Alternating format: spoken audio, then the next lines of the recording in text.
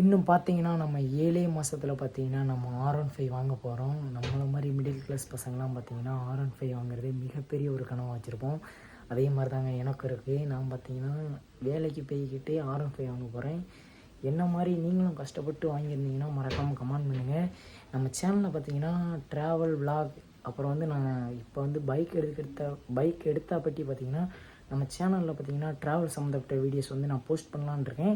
அப்புறம் பைக் சம்மந்தப்பட்ட வீடியோ வந்து நானும் போஸ்ட் பண்ணலான்னு இருக்கேன். எனக்கு பைக் மேலே இப்போ ரொம்ப ஆர்வமாகி போச்சுங்க. அதனால் பார்த்தீங்கன்னா, நம்ம பைக்கை எடுக்கிறோம்.